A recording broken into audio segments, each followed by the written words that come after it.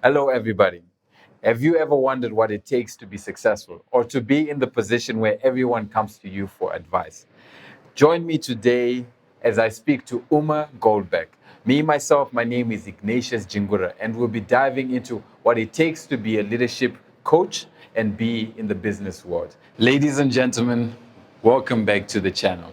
Today, I am joined by a very special lady who's done a lot of work in leadership training, especially in the tourism sector and corporate sector here in Namibia.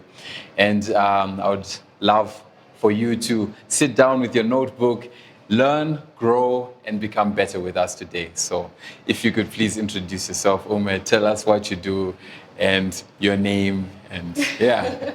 Thank you, Ignatious. Yes. First of all, thank you for having me here, for inviting me. It's a real pleasure. Mm-hmm. Yes, as Ignatius said, my name is Ume Goldbeck. Yes. I'm a born and bred, passionate Namibian. I always have to say that because I often get asked, so the kind of work that you do in Namibia, would you love to do that in any other country? And I said, no. Yeah. No, not at all. And because what I do for Namibia and its people. My heart beats for the people of Namibia.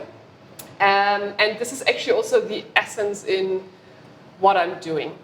So before I get to the details, I believe that every person has a unique potential and a unique talent, but not all of us maybe had the privilege throughout our lives to discover it. Okay. And this is where I see me with my role and the work that I'm doing in leadership training and team training to help individuals find that talent.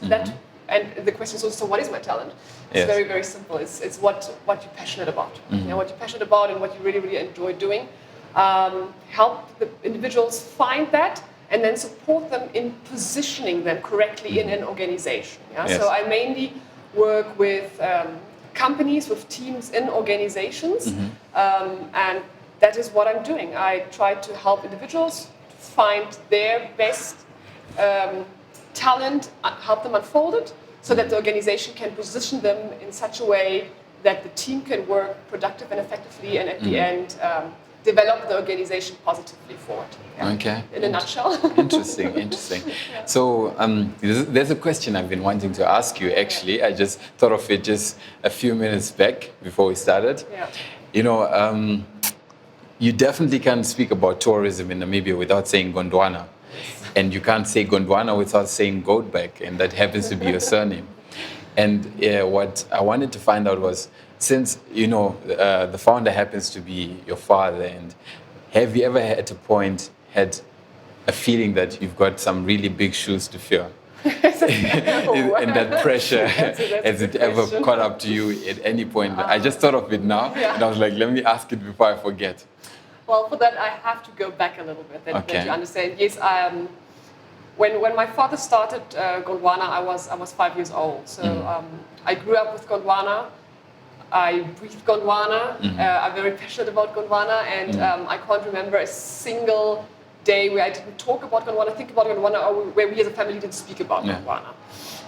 But when I was still a child, I was surrounded by the tourism industry. Yeah. So, you know, we grew up in the south at the Canyon Lodge, which was one of the first Gondwana lodges. Yes. Nice. And during the holidays, I started doing helping in the bar, helping the service industry, doing going out riding with the guests, doing my first game drives, checking the guests. So this was all I knew, you know. So what did I study? Guess what? I studied tourism and hospitality. Oh, wow. With the aim to come back to Namibia and work for Gondwana. Okay. Not to fill the shoes of my father, definitely not. That wasn't the aim, because it's also not a family-owned business; it's a shareholder business. Yeah. But I always thought, you know, I'll become a lodge manager, because this is all I knew about life. And then in my last BA term, we had a subject called organizational behavior, and that just changed my entire life. Yeah. And that subject was about understanding how does the dynamic of a team function, and how does it affect the development of an organization. Yeah. So after I completed my BA, I did a MA module in organizational development consultancy. And this is what my heart beats for. This is when I came back to Namibia. I realized actually I don't want to manage a lot, and I don't want to work with the guests, but I'm much more interested in understanding how back of house works. How can we get a team to perform at their absolute best? Yeah. Okay, that's quite interesting. I noticed now in these few minutes that you speak a lot about passion, which is something also you told me about a while back when you told me those the three main aspects to becoming successful. And so now I want to ask, because when you told me that, just so everyone knows, what you said was the 3 points to success are passion, discipline, and work. And as much as I like that, it also had me thinking, because a lot of people also don't know what they're passionate about. And there are a lot of people that are looking for passion. What would you say to people that still haven't found their passions and just basically roaming around? Maybe you could say maybe trying out more things, or what would you say to people in that position? Again, I think having a passion is not a privilege. I think it's a right. And so it is a right that everyone waking up in the morning, going to work, should feel passionate about going to work. So, and I believe from the bottom of my heart that this is not a privilege. This is a right that everyone can have. How does it look like in real life? Well, reality is, especially here in Namibia, I think we've got, I don't know if I'm allowed to mention that in front of camera, probably unofficially a 50% unemployment rate. So we see it in many companies.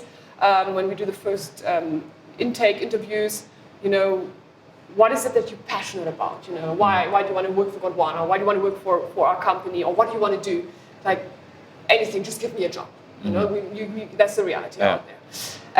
And this is why at Gondwana we always say we don't hire for degrees or for profession. We hire for attitude. So when we see you are willing to grow, you are willing to learn, we don't care about the degrees you have, the papers you have, we will help you find something within the organization that you are passionate about. So how do we feel? What the question was, so how do we know what is our passion? What do we feel? I think once you've found it, you know it. And we don't need to talk any further about it. Everyone that found their passion, they know. It's those moments when you wake up and you are so excited to go to work, because it's not a job, it's a calling. And this is also one of for example, Gondwana's guidelines. We're talking about Gondwana, our values, the guidelines that should guide us every day on how we make decisions, how we make business. One of them is, it's not a job, it's a calling. So we really, some people enter because they look for a job, but the aim is that it's becoming a calling for them. And then it's, you're not that kind of employer who, looks onto the watch, when it's Chinatown, when it's 5 o'clock, when can I go home? But you look at the bigger picture, you look at what needs to be done, and you'll find means and ways to do it. Look, and to that, there are many other aspects that plays a huge role. It's the psychological safety. How do we make the people feel safe to make mistakes, to raise their hand and say, I made a mistake, I don't know what I'm doing, I need help. And once we have this safe environment for people to learn, to grow, to fall, to try again, to make mistakes, it's so much easier to find passion. Okay. It's interesting you say that. Speaking on these guidelines, I think I have one here that I wrote down. It's a Gondwana guideline. It says, you can only be successful if you make others successful. Yes. And I would love some information on that, because it has got me thinking. Because I've noticed a lot of the times it's very easy to think of money first when you're doing a project or when you're offering a service and whatsoever. And recently, I don't remember where I heard it, but they mentioned that you should give before you take. Learn to give before you take. Because also when you give first, it smoothens the ground for you to ask even more. So an example, how I understand it, is if I came to someone and say, look, I clean houses. Let me clean your house for free this time. And then it's up to me now to do a very good job, to the point where they're like, wow, no one has ever done it like this before. Now, instead of normally asking the price that people would expect, say, $200 to clean a house. I think usually that's what people pay. You can come and say, well, I charge $500 for my services. Yeah. Now you've already gotten 150% markup or whatever. But yeah, tell me a little bit about that. Also in the way of working with people, monetary values aside, just what's the whole idea behind this, making other people successful as well? Yeah. I think this is now the key slogan for our people team at Gondwana, our HR department, and it's part of the 16 Gondwana guidelines. You can only be successful if you make others successful. And it's the history of Gondwana that actually proved that this guideline is at our foundation of success. So what do we understand? What do we mean with that? And I think there's always something that I know, and like you said, let's leave the monetary value aside, or that I have, that people around me maybe don't know or don't have. And the moment, and often sometimes we are maybe raised in a way, if I share, I have less. But what if I share what I have doubles? Just as a question in the room. So if I have knowledge, and if I share it with you, does that mean that I'm really getting rid of my knowledge, or does it share that maybe it doubles because the power of our knowledge together becomes even more powerful? Perhaps if I share, we make more. So we believe that, especially I'm doing leadership training, that the best leaders are the ones that when they go on holiday, when they go off, their operation or their lodge or their departments is running as smoothly as if they would be present. So that was very interesting. In one of the other seminars I had a colleague who said, but that would mean that I don't add any value, because then how can I prove that I make a difference? And I said, whoa. But other way around, if you go on off, if you go and leave and your operation, your lodge, your team collapses, this means they are incapable of making decisions by themselves.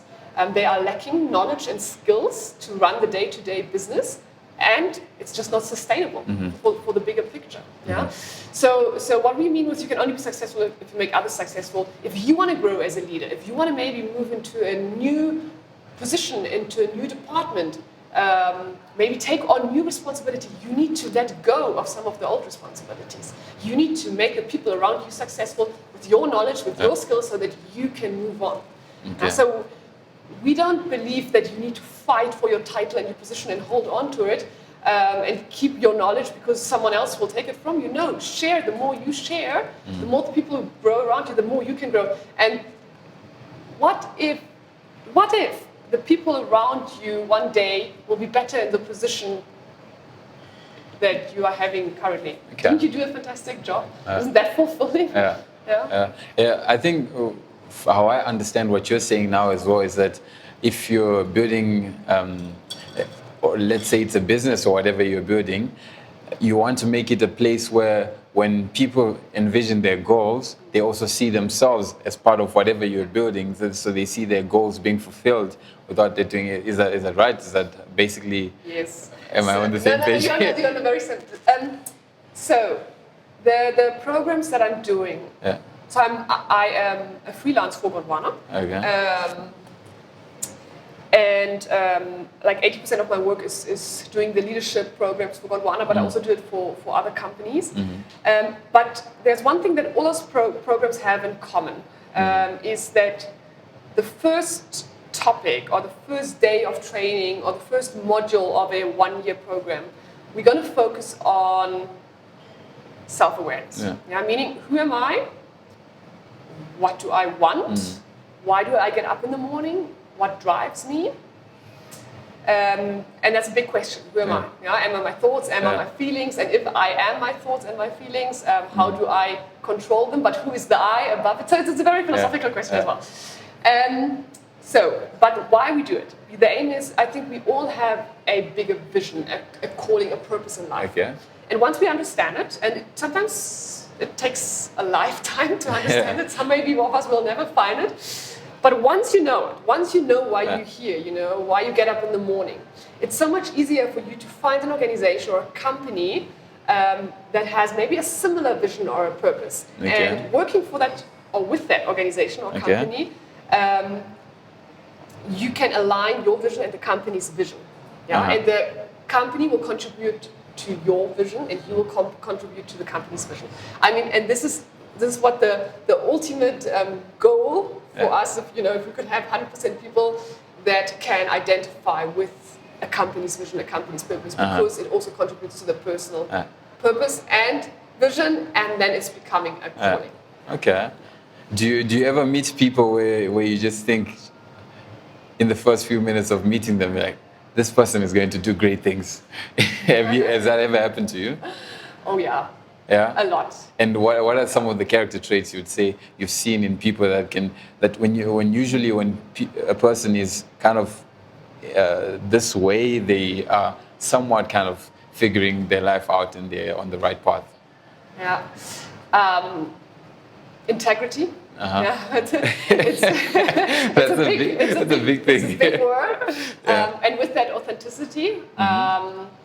Look, and I mean, I've been working with so many different personalities and people, and we are so quick to judge people. The question is our first judgment always right? Maybe it's not wrong, but maybe it's also not always right. Yes, but have I met people where I realized immediately, can they do great things? I think the moment I realized that the authenticity is really, they don't try to be a person to make the other people around them happy, but they can still be kind to others, they can still be empathetic without letting go of who they are. And this is for me a very important personality trait. Okay. Yeah, and then back to the word integrity, like you said, it's a big word, doing the right thing even though no one else is watching. Yeah. And I practice it with myself. Because I think I'd agree to say that I think it's very easy to do good when it's easy. Yeah, in front of camera. Yeah, but the difficult times when you're there alone or when it could affect your future as well, those are the times when you could question it. So I think definitely integrity is something for me. You're not the first person I've heard speak about integrity. It's very important.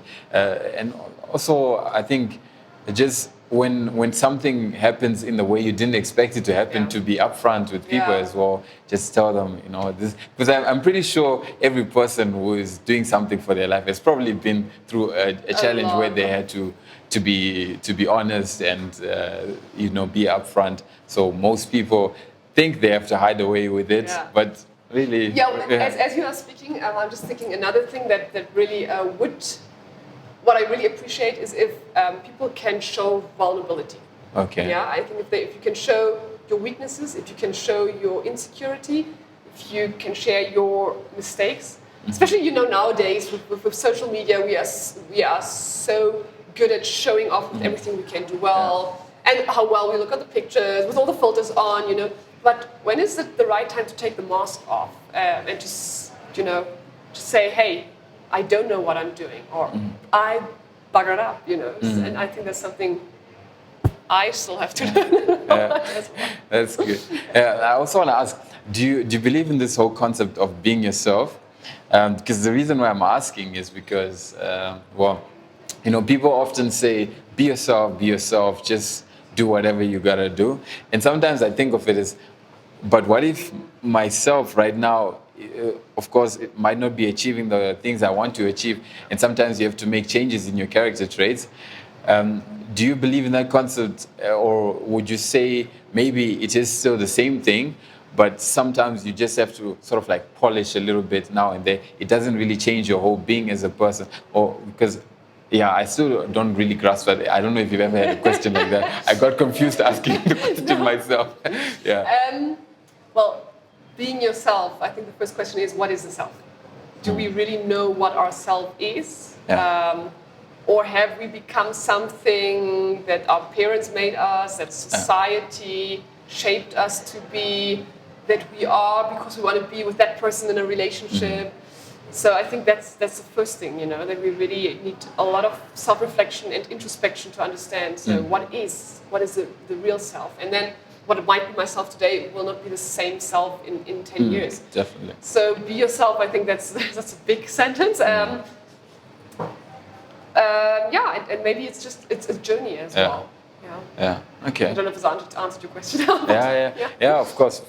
Let's move a little bit more onto the more personal side from you. Yeah. Do you believe in work-life balance? Do you believe in that? Because I don't think that exists. Yeah.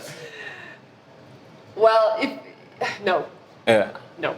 I think if you say I need a work-life balance, that would mean that your work is not your life, and that I don't believe in. Yeah. I think if your work is not your life, you have a problem. Okay. Yeah. Okay. Yeah. So again, back to the question: is it a job? Is it calling? If it's a calling, it's your life, and then you do what you have to do, and it doesn't matter if it's a Monday or if it's a Sunday. Yeah. However, what I do believe is that you can really only be sustainably successful, productive, if you find a routine. Yeah.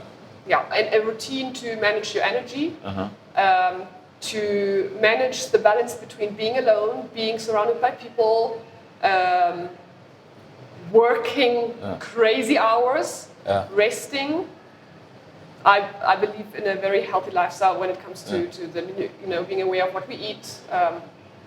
Do we take care of our body? Do we exercise? Yeah. So would you say that your health generally for you is your first priority? Yes, but there has been different times in my life. When I went to school, I used to be the person work, collapse. So once a month I was sick, and I thought that's life. This is how life works. And then I went to study abroad, and I realized if I want to be successful in my studies, this can't continue. And then I had to really, really sit down and ask myself, what are the reasons that I can't manage my energy? And one reason was I couldn't say no. I had to be on every party. I had FOMO, I had to be there for everyone, do everything. And this is something I had to learn. To really see, to really pull boundaries and to say no, I can't, or no, I can't take this on. This is too much now. And it sounds, especially in our generation, the young generation now, where everyone thinks, but we are a very egocentric generation. We just first think about ourselves. It sounds very egocentric, but I think we are only able to give and to help others if we are in our full strength and full health and full capacity. And for that, sometimes we first need to take care of ourselves. Okay. That's interesting to hear that. Because some people would say being selfless is giving all of yourself away, but being selfless also, you can't be selfless if you don't really take care of that. Sometimes you have to push away and say no. I have to work on myself so I can be my best way. I heard somewhere where it's got nothing to do with business or anything, but it's in relationships. A lot of the times people are like, I will give you, I will work on making this the best it can be. And put as much effort as I can into this, when really you need to be putting as much effort as you can into yourself so that you show up as the best possible version for the other person. And this is in relationships, in all kinds of relationships. It can be work, it can be a team in sports. It's generally the best possible position to be in. I agree with that, definitely. And now I want to also know, tell me about a very challenging moment in your life where you say, this kind of reshaped the way I think, or this took a lot of effort for me to come out of this. Yes, so I have a lot. I think, okay. I think it's good to have a notebook. Camera's still on. So being in the personal development business. So at the end, when we do leadership coaching, when we do team training, when we develop organizations, it all leads back to developing personalities. And as a coach or as a trainer, to be in that business, priority is that I constantly reflect on my own personal development. And that is hurtful. And painful sometimes, because you realize. So my first, one of the biggest challenges was realizing I do team training, I do leadership coaching, and then I'm still part of another family project where I'm in a leadership position. And there were moments where I just, I'm the worst leader of all. Admitting this was very painful. That's crazy. I can be very authoritarian. I can micromanage people. And having realized that, I really had to, with all the learnings and preachings I do in my training, I had to go back and challenge myself in my daily leadership and my daily communication styles with my team. So this is one key that is very painful. Another thing is that I work a lot on mindset coaching, because I believe that if we talk about leading a team, you first need to be able to lead yourself. Leading yourself meaning you need to manage and lead your emotions, your thoughts, because they trigger emotions. Being able to lead and manage your emotions because they will determine your actions. Those actions will become your behavior, and this is what we call your personality trait. And this is your destiny at the end. So I do a lot of mindset coaching, challenging my coachees in the sessions. What is the mindset behind that intention, behind that feeling, behind that action. And I had one eye-opening, a very painful moment last year where I realized that I had a very limiting belief about myself and maybe some people around me. I'll not go into details now. But this was so painful, again, realizing, it's that this belief was holding me back from achieving professional goals. And then you have to go to the transformation form. First of all, accepting that you have this belief that it is limiting. You don't even need to dig deep and understand where does it come from. Just accept that it's there.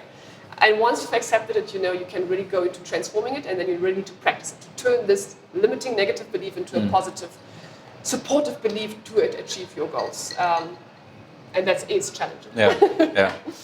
Okay. Talking about challenges, and I spoke earlier about your environment as well. And tell me, have you ever had, it could be work relationships, personal relationships, friendships that you had to let go because they weren't really serving you? And how do you identify that? And because saying the relationship isn't serving me could also be somewhat kind of selfish. And so I want to hear from you, being in the leadership workspace and also probably having to face a lot of challenges in career. At what point how do you really maneuver with work relationships and all the relationships in general? Like how do you make it, to bring out the best of yourself into whatever it is? Yeah. I always say, by profession, I am an idealist. So I don't know if it's naive or the other word for being stupid, but this is who I am. I really, I always try to first see the positive and the good in the people around me. And I think with this, I attract lovely people into my life. Oh, thank you very much. It's just personal, professional. However, I had situations where I worked with people where I realized we just have different values when it comes to working together, where we really had to separate as well and part ways. And that moment is fine for me, but what made me angry about myself is when I reflected on that in retrospect, on hindsight, I knew it from the first moment I met or I went, even when I have clients coming, we have our first needs analyst, our first contacting, and do you want to, for their business, if I can write a proposal for a leadership training, and when I'm honest with myself, I had that feeling that this is not going to work already in that first moment, and I got very angry with myself that I did not have the courage to pull the handbrake and say, you know what, I think, because there's money in there as well. So I can also, I'm a freelancer, I just earn when I work, having the courage to say, look, I don't think we have the same values. I'm not agreeing with how you do business. I think I can't help you in that. That takes courage, and this is really something that, I want to trust my gut feeling more and have the courage to then also say no. Oh, that's good, definitely. That's good. What are some tips you would give to someone wanting to get into the coaching space?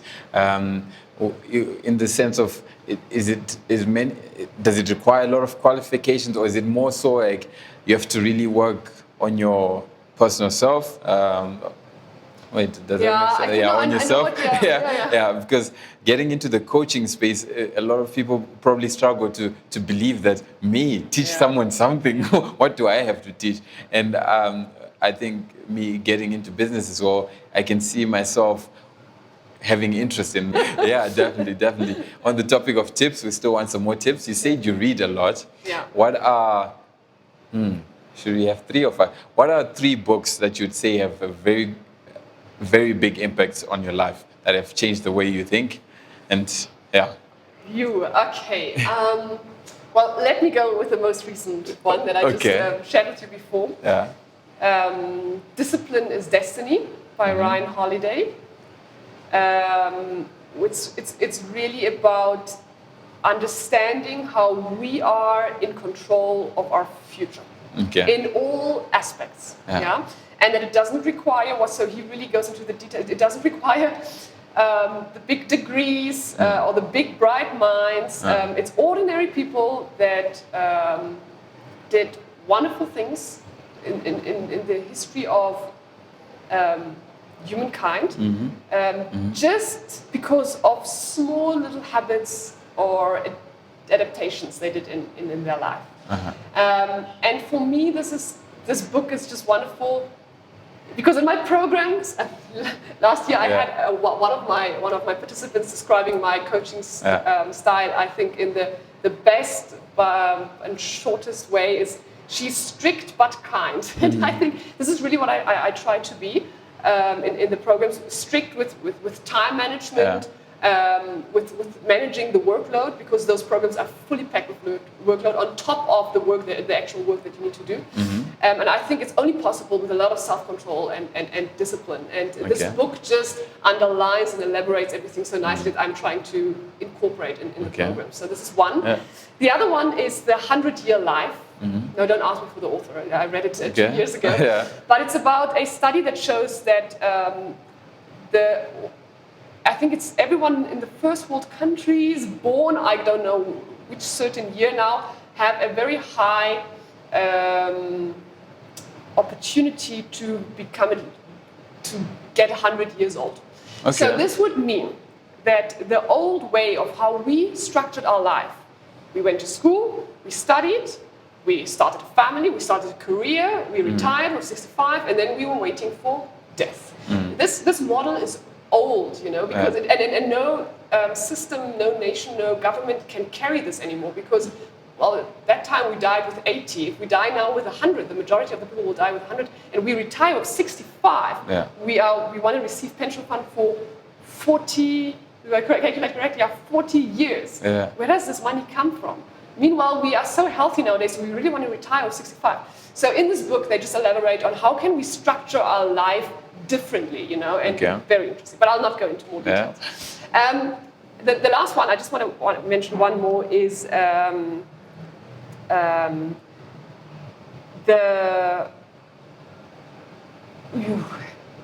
a couple of books. It's called Nonviolent Communication. It's actually by Marshall Rosenberg. He's an American, not just author, but I think he was also a psychologist, and he invented the concept of nonviolent communication. And this is just a key for the communication training that I do, and I just can recommend it for everyone. Perfect. Yeah, as I appreciate the tips on the books, I'm definitely going to check them out. And as we're coming towards the end, we have a tradition that I have where the guest that I have now has to leave a question for the next guest. And there's a guest that left a question for you. So while you think about your question, I'm going to ask you the last question of this lovely interview, which is, what are you doing for your fellow person? It can be work-related, career-related, but for the people in general, let's maybe brief it up into Namibia. What are you doing for the people, for the fellow person, to help them in their journeys, the input that you're giving into the world? What is it, and what do you want people to be doing as well? So thank you to the person who asked that. Yes. I think what I'm doing for the people around me, I'm having the courage to ask the uncomfortable questions. Which might be sometimes very painful in the first moment, but it's exactly those uncomfortable questions that will make us think. And the moment we start thinking about different situations in our life, why we do what we do, why we are still in this relationship, is this really good for me? Am I doing it really for the other people around me, or is it an egocentric move? You know, all those questions I ask myself as well. But I think with that, I really enjoy very honest conversations with the people around me. Mm-hmm. Yeah. Okay, that's good. Yeah. That's good. And do you have your question already? Okay, that was fun. So whoever is next, I would like to know how that person defines personal success. Ah, that's a good one. I'm so eager to answer. But it's not for me. And I really appreciate it. That's a very good question. A lot of people need to ask themselves as well. So please answer this to yourself. What is your definition of personal success? And before you leave, what's yours? I want to wake up every morning feeling fulfilled going to work. Okay. It's very simple. Okay, yeah. Perfect. I think this is a very good spot to end. And I really appreciate it, Ume. Once again, we're here with Ume Goldbeck. And it's been a very interesting conversation. I really appreciate it. I'll definitely be challenging you with more questions in the future. I know. Yeah, so thank you very much. Thank you for inviting me. Thank you for having me. Thank you for listening. Yeah, perfect. High five. Thanks a lot.